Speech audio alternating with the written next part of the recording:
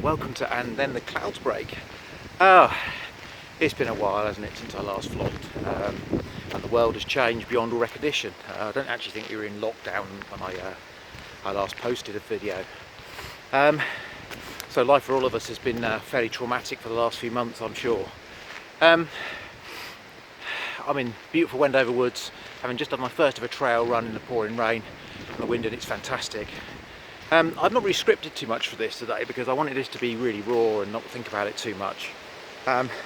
This is really for my reflections on parenting a child who's unwell. And when I say unwell, I don't mean a cold or a minor ailment.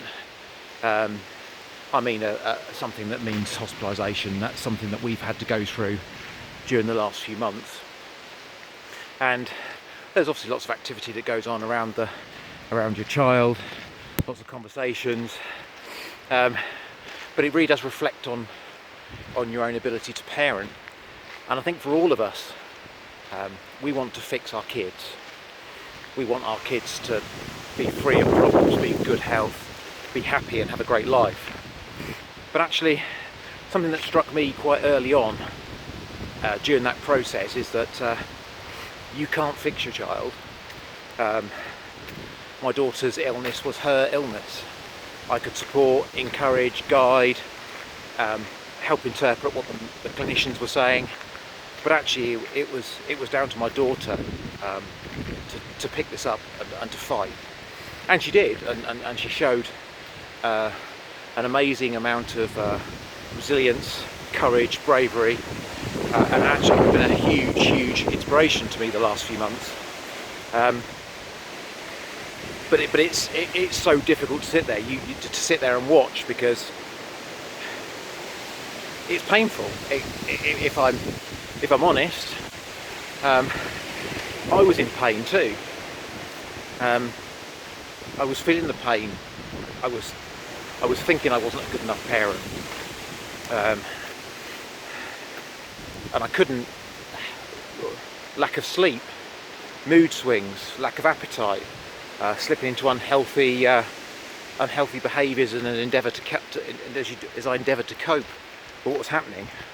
And I don't want any of this to sound like I'm sort of doing a woe is me on this, because obviously I'm fully aware that my daughter's health was 100% about her and not about me. But it is that I was being pulled into depths of exhaustion, etc., that were incredibly difficult to cope with, because it was a hugely frightening experience. But that was my first takeaway, is that actually we can't fix our kids, and actually to try and take away struggle from our kids, and I'm not saying we should deliberately sit there and make our kids suffer, but actually it's only by struggle and discomfort do our kids develop resilience and skills to manage as they get older. If we gave our kids a completely smooth ride, blunted all the pain our kids could suffer, whether it be through breakdown of relationships as they get older, falling out with their best friend, changing schools, etc., etc. We don't want our kids to suffer, but actually suffering is a part of life, and actually you develop a lot from that suffering. Hence why I've just run this trail run in the pouring rain today. So it's an important aspect of life that our kids do that. I felt a lot of guilt. I felt guilty that I wasn't a good enough parent, that I didn't act sooner, that I didn't spot the signs sooner, that I didn't seek help. I think deep down we knew there was something wrong, but we normalised it because the changes were minor and incremental over a long period of time. We normalised the behaviours which were clearly signs that something wasn't right. I personally feel a lot of guilt for that. Something else I noticed, I mentioned exhaustion. And again, I don't want this to come across as being in any way self-centered, but when you're supporting somebody else, you absolutely need to look after yourself, because when either as parents, both of us, or daughter needs, my other half needed support, or my daughter needs support, if I don't look after myself, I can't provide the support they need, and I fail. That was incredibly tough. So I set myself, I suppose I got into a bit of addiction with running, I was running every day for a bit, then I run a half marathon on the spur of the moment, thought, oh, I'm going to go and run a half marathon.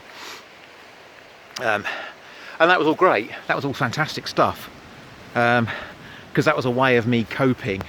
So actually I knew that for an hour a day or whatever I would be free of my anxieties and worries, and would feel healthy and feel good, and would burn off some of my anxiety to then cope with the next round of phone calls or visits or support, etc, etc, etc.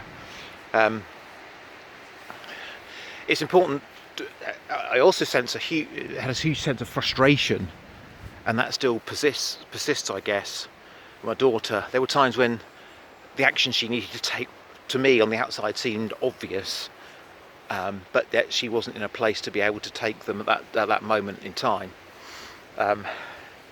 So frustration, which then would lead to anger and shouting and arguing, and I'm not proud of any of those things. Whilst I understand they're a human thing, and not a reflection of being a bad parent, it didn't make me. There were times when it didn't stop me walking away thinking, what have I become? So it's having that patience and to be able to sit back and go, okay, this is what's going on now. Things aren't happening in quite the way I would like them to at this precise moment in time, or even perhaps in the way the doctors have said they would like things to be happening, but we have to deal with now.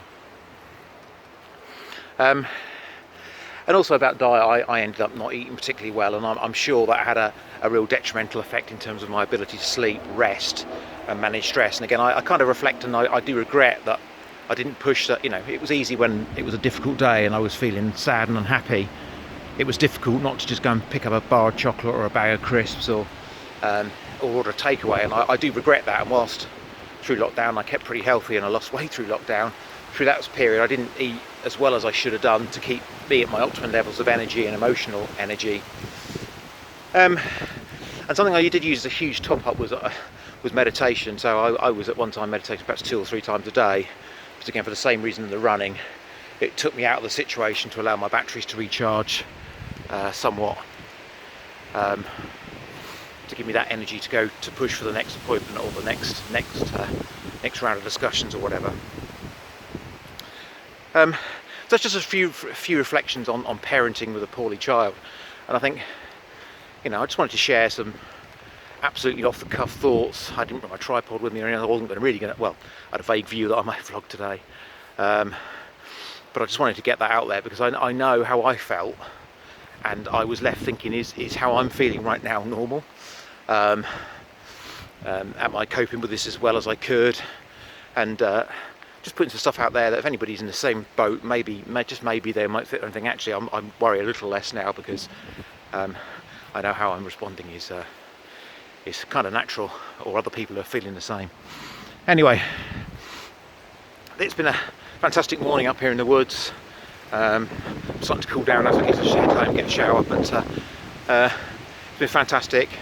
I hope that's helped somebody out there. I'm going to intend to do a few more vlogs because actually I think they do me good, and they make me feel better about life, and it's a great excuse because I tend to come up here and do them rather than anywhere else. So anyway, keep safe, guys. Keep happy, keep doing good stuff and forming good habits. That makes a massive difference. Speak to you guys soon. Take care then. Bye bye.